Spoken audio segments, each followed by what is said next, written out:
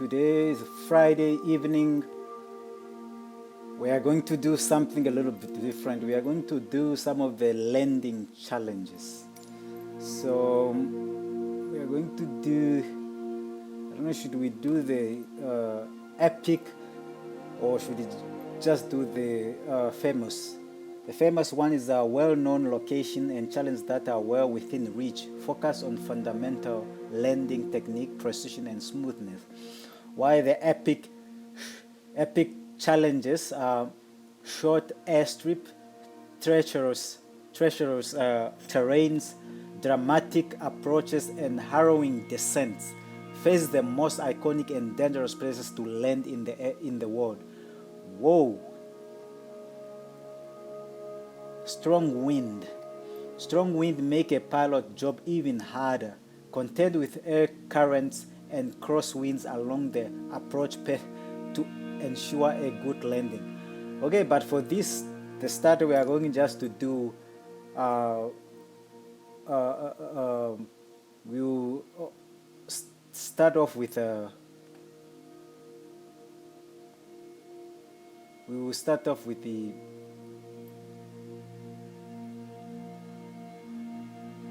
one of the famous.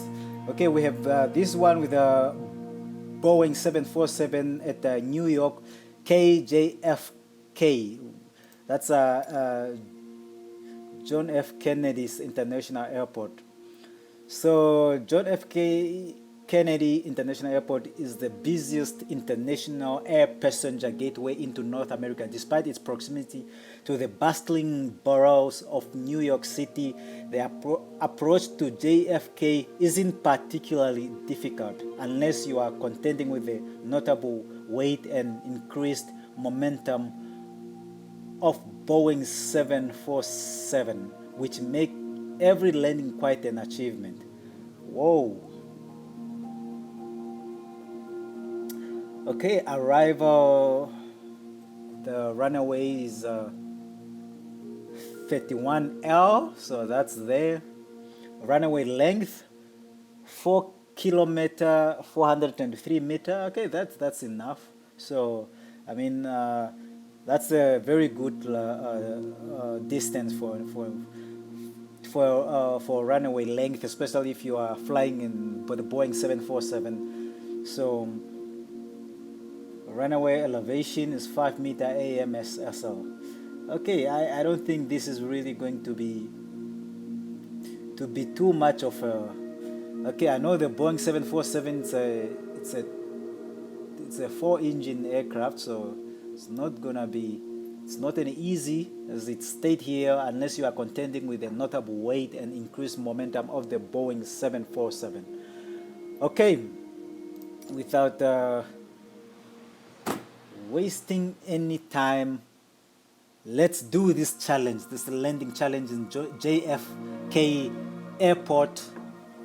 So in the JFK Airport, I think it's one of the handcrafted airport in this simulator, which means that I think it's New York, which means that the airport likeness is exactly as in real life. And New York has also received an update. It's one of those places that received updates in that word updates.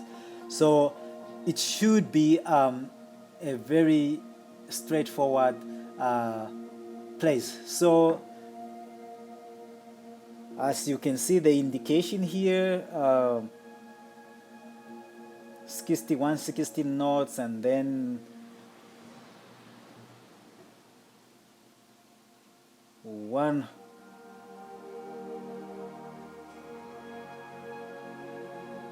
140 knots. Okay, so we are already here. We are already hovering over the sky here. So let's do this.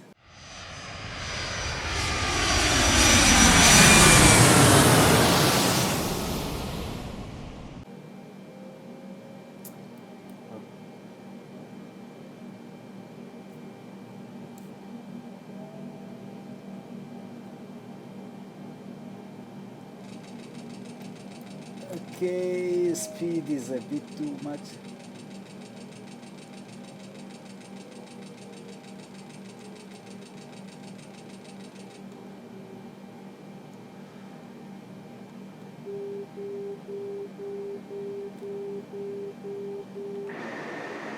Okay, see New York surrounding there. Very beautiful though. Ah, that's a very beautiful scenery. I like the scenery. Look at that. I think my simulator is sort of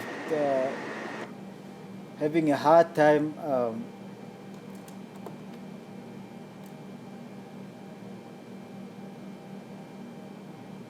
rendering the surrounding because it's a city, of course. So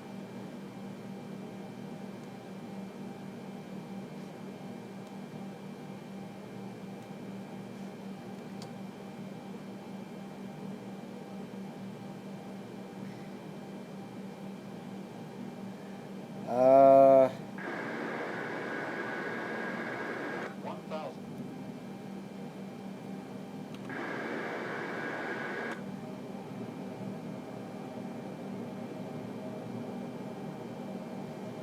okay, come on, come on, come on.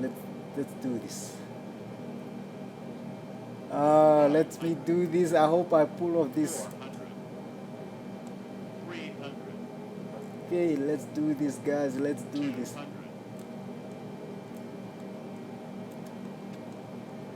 Okay. 100. 50. 40. 30. 20. 10. Whoa! I cannot believe I landed the Boeing 747. Oh, not a bad landing, guys. Not a bad landing at all.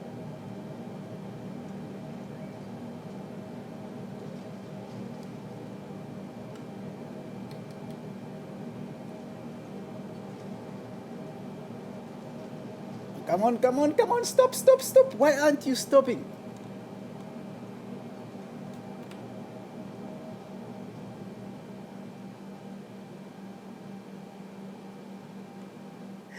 Okay. Okay, that's the score.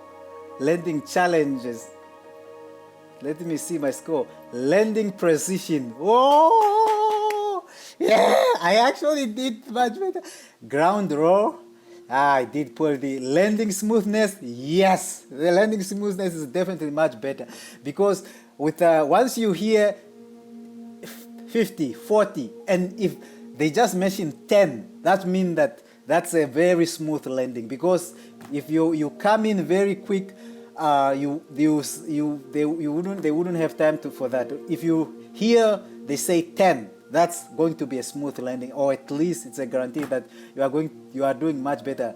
I've done quite better than I hoped I would do. 130 landing smoothness. I mean, that's good. The ground roll is just the one which is not good because if you see here, I was a bit far away from the center, but I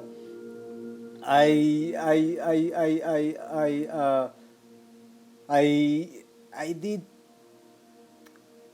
quite reasonable. I mean, so because the Boeing 747 is because my landing gear I came out a bit late because my speed, my vertical speed was a bit too much, so that's why I have to lose a little bit of airspeed because I was coming in a little bit too fast. And then usually the Boeing's there's a limit to the airspeed on which the landing gear, even if you press down the button for you to have your landing gear released, but if the speed is still up too higher, the landing gear will not be released. But I'm very surprised that I was able to actually land this plane in the first try. It's I'm proud of myself. I'm really, guys. I think I have pilot blood in me, so something like that. I'm proud. I didn't know I was going to do this. So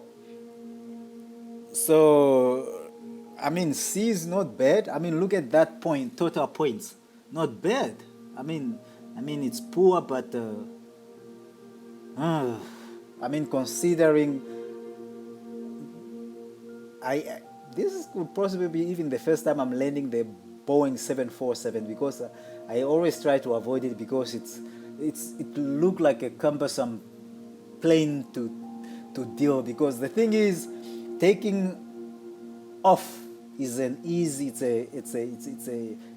it's like eating cake. But landing a plane, that's where the hardship come in, because you have to consider your vertical speed, your approach, and then you also have to control you're descending, and you don't, in your attitude and latitude. I mean, not latitude, attitude and altitude. So all those things, and your speed, and then you have to balance, because you cannot just take off the speed, because then you have to balance your speed and your descent when you are coming, and then you have to aim for the runaway. So, and especially with the Boeing 747, I'm proud of myself. So thank you guys for watching.